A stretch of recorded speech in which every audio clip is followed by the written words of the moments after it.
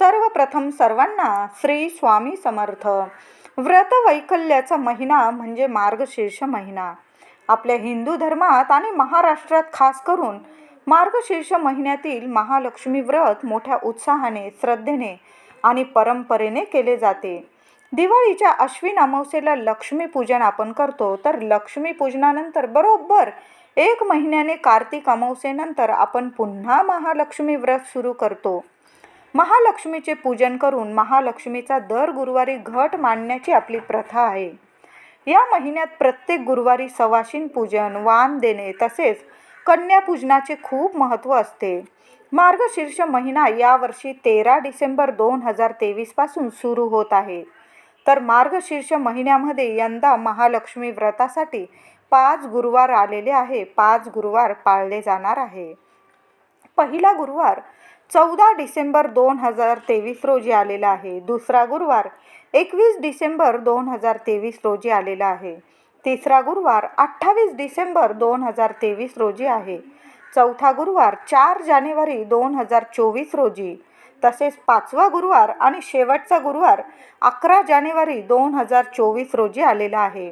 कुटुंबात सुख शांती नांदावी, दुःख रोगांचा नाश व्हावा आणि धनधान्याची संपन्नता लाभावी आपल्या घरात, कुटुंबात, यासाठी अनेक स्त्रिया मार्गशीर्ष महिन्यातील गुरुवारी श्री महालक्ष्मीचे व्रत मोठ्या भक्तिभावाने, श्रद्धेने पूजन करतात. यावर्षी महालक्ष्मीचे 5 गुरुवार आल्याने बऱ्याच स्त्रियांना प्रश्न पडला असेल, 4 गुरुवार करावे की 5 गुरुवार. 5व्या गुरुवारी अमावस्या आल्याने 5व्या गुरुवारी मार्गशीर्ष महालक्ष्मी व्रताची सांगता म्हणजेच उद्यापन करावे का? तर 5वा गुरुवार अमावस्यायुक्त म्हणजे अमावस्या आलेली आहे त्या गुरुवारी शास्त्रानुसार असे सांगितले जाते, अमावस्यायुक्त मार्गशीर्ष 5वा गुरुवार असेल तरी पण व्रत उद्यापन करण्यासाठी योग्य आणि शुभ मानला जातो. तुमच्या मनात जर काही शंका असेल तर अमावस्येत त्या तिथीत उद्यापन करायचे नसेल तुम्हाला, तर 11 जानेवारी म्हणजे 5व्या शेवटच्या गुरुवारी संध्याकाळी 5 वाजेनंतर तुम्ही महालक्ष्मी व्रताचे उद्यापन करू शकतात.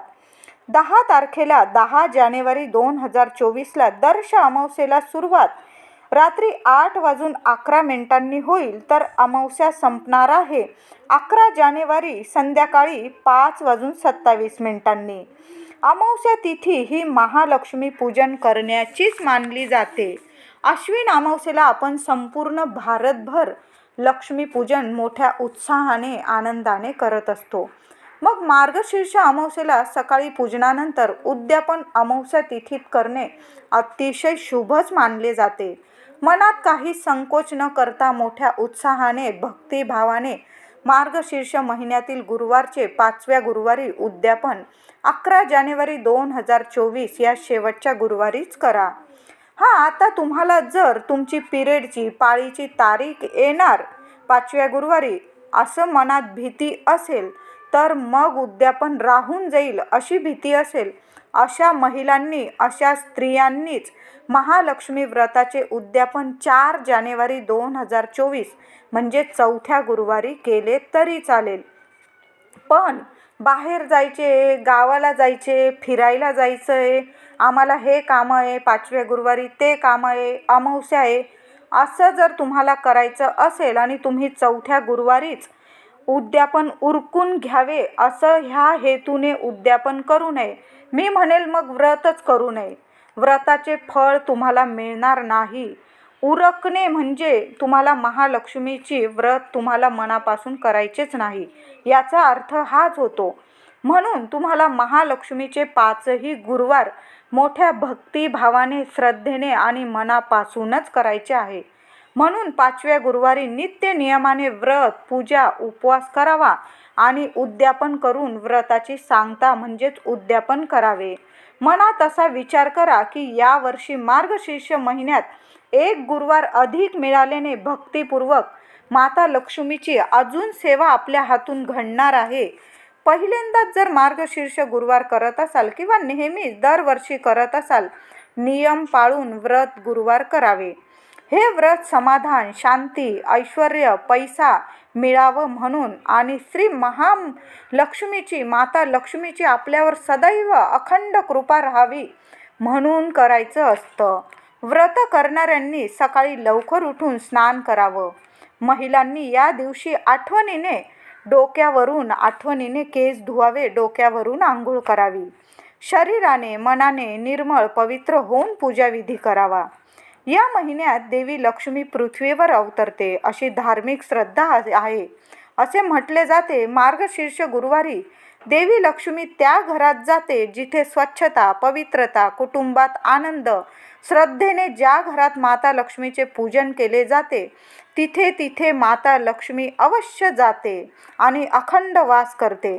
म्हणून या दिवशी महिलांनी आपले घर स्वच्छ ठेवा, पवित्र ठेवा. घरात गोमूत्र, गंगाजल, गुलाबजल मिक्स करून, तिन्ही पाणी मिक्स करून थोडीशी हळद जरी टाकली त्या पाण्यात, ते पाणी संपूर्ण घरात दारात शिंपडून द्या.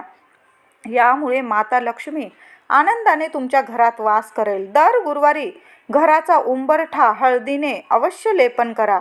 माता लक्ष्मीच्या स्वागतासाठी सजवून ठेवा. तुम्ही दररोज मुख्य दाराशी तेलाचा दिवा लावत असाल तर मार्गशीर्ष प्रत्येक गुरुवारी 5ही गुरुवारी गाईच्या तुपाचा दिवा मुख्य दाराशी लावा. संध्याकाळी लावा. एक वेळा लावला तरीही चालेल, संध्याकाळी लावा.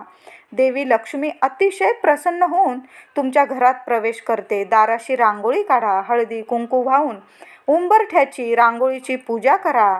माता लक्ष्मीला आपल्या घरात येण्यासाठी, अखंड वास करण्यासाठी मनापासून प्रार्थना करावी.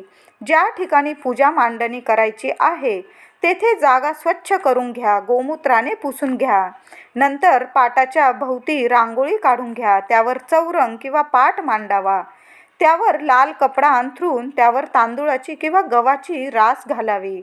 त्यावर भरलेला तांब्याचा कलश ठेवावा. कलशाला बाहेरील बाजूने अष्टदिशांनी हळदी कुंकुमाची बोटं लावून घ्यावी किंवा स्वस्तिक काढले तरी चालेल. त्यात दुर्वा, पैसा, सुपारी, हळदी, कुंकू, अक्षता टाकून मग वरती 5 प्रकारची पत्री ठेवून नारळ कलशावर ठेवावे. असा छानसा कलश स्थापन करून घ्यावा. कलशाला, नारळाला दागिन्यांनी तुम्हाला सजवायचं असेल, छान सजवून घ्या. देवी लक्ष्मीचा फोटो, श्रीयंत्र पाटावर ठेवून घ्या. स्थापन करून घ्या. प्रथम श्री गणेशाची डाव्या बाजूला स्थापना करावी. गूळ, खोबरं, दूध, साखर, फळ, 5 प्रकारची फळं नैवेद्यात ठेवावी. पूजेला सुरुवात करताना प्रथम गणेशाचे पूजन करून नंतर श्री हरी विष्णू भगवान विष्णूंचे आचमन करावे. आचमन केल्याशिवाय आपली कुठलीच महालक्ष्मीची पूजा पूर्णत्वात येत नाही. पण गुरुवारी पहिल्यांदा आचमन करावे आणि मगच महालक्ष्मीचे पूजन करावे. मगच हळदी कुंकू माता लक्ष्मीला अर्पण करावे. आचमन करताना ओम केशवाय नमः, ओम नारायणाय नमः, ओम माधवाय नमः असे म्हणून आचमन करावे. ओम गोविंदाय नमः म्हणून हातावर पळीने पाणी सोडावे आणि मग माता लक्ष्मीचे पूजन करावे. तरच आपले व्रत पूर्ण होते. तरच माता लक्ष्मी आपल्या व्रताचे आपल्याला फळ देते. म्हणून प्रथम देवाचे, श्रीहरी विष्णूंचे आचमन करा. आपल्या महालक्ष्मीच्या गुरुवारच्या पोथीमध्ये आचमन कसे करावे हे दिलेलं आहे. सविस्तर माहिती दिलेली आहे. तरी पण मी तुम्हाला थोडक्यात सांगितलेले आहे. तरच आपले व्रत पूर्णत्वात येते. माता लक्ष्मी तुम्हाला तुमच्या व्रताचे संपूर्ण फळ देते. ज्या घरात श्री हरी विष्णूंचे आचमन सेवा केली जाते तिथेच माता लक्ष्मी आनंदाने अखंड वास करते, आनंदाने नांदते. पहिल्या दिवशी जर तुमची समजा पाळी, पिरियड आले तर व्रत थांबवू नका. घरातील इतर व्यक्तींनी जरी पूजा मांडणी करून केली तुमच्या घरात तरीही चालेल.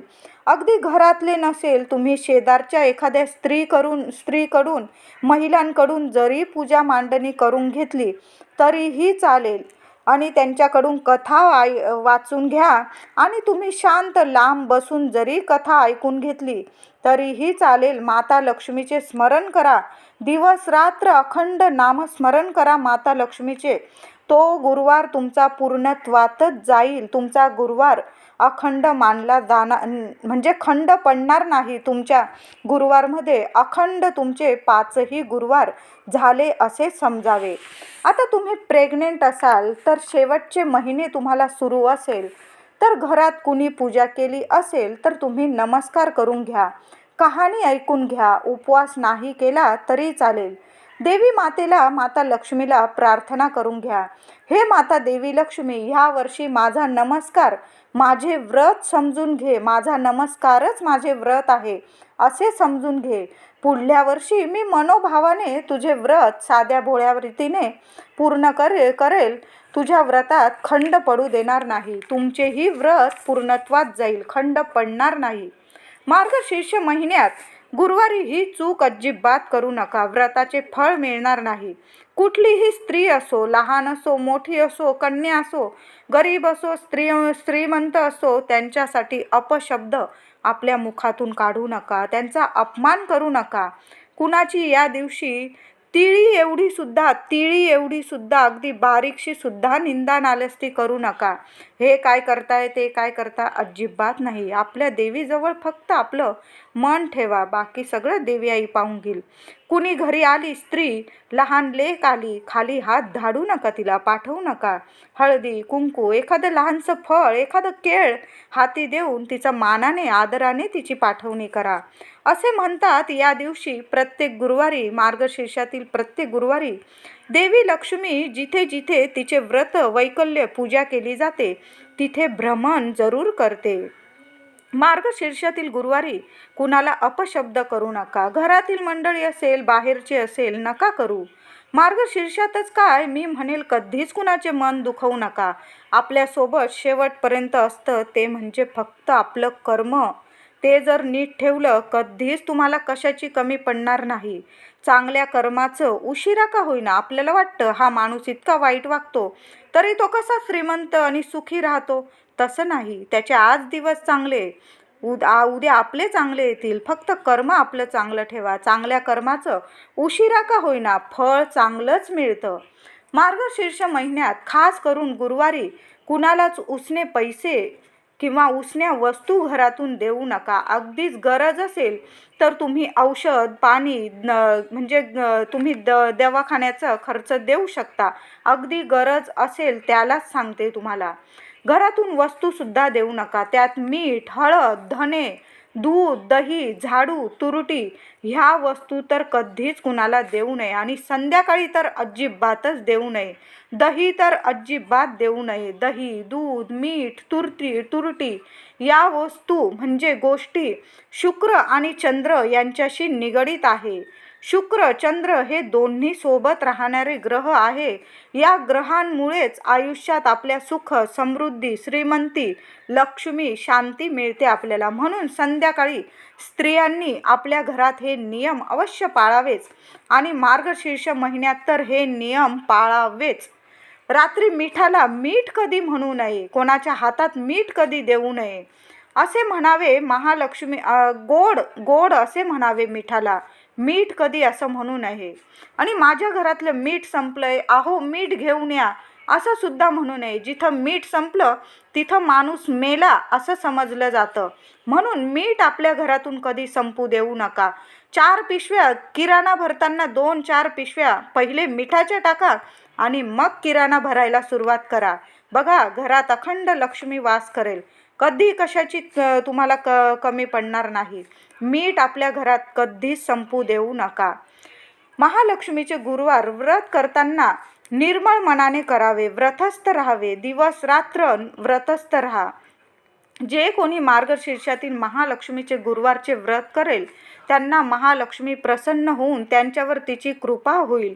मात्र श्रीमंती आल्यावरही उतू नये, मातू नये. नित्य नियमाने महालक्ष्मी व्रत करावं.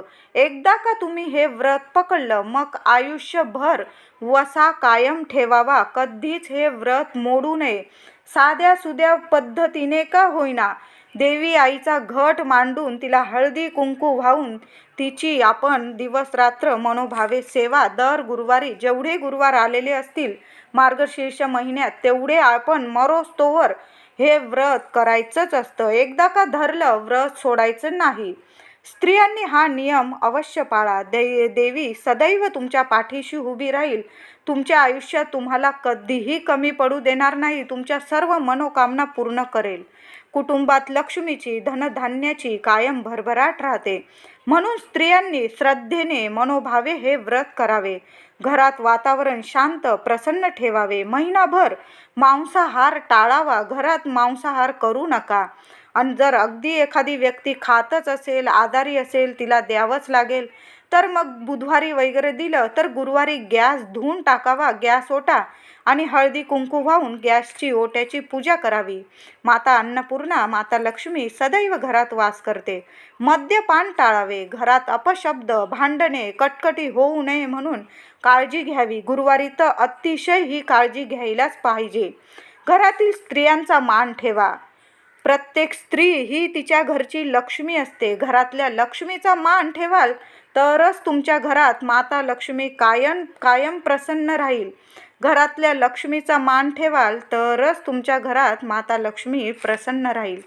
तर ही झाली मी साध्या भोळ्या याच्याने तुम्हाला आजची महालक्ष्मी व्रताचे नियम, पूजा कशी करायची, कोणते नियम पाळायचे, अगदी साध्या सोप्या पद्धतीने आज तुम्हाला संपूर्ण माहिती दिलेली आहे. व्हिडिओ आवडला असेल लाईक करा, शेअर करा. आपल्या चॅनलला नक्की कृपया सबस्क्राईब करा. धन्यवाद.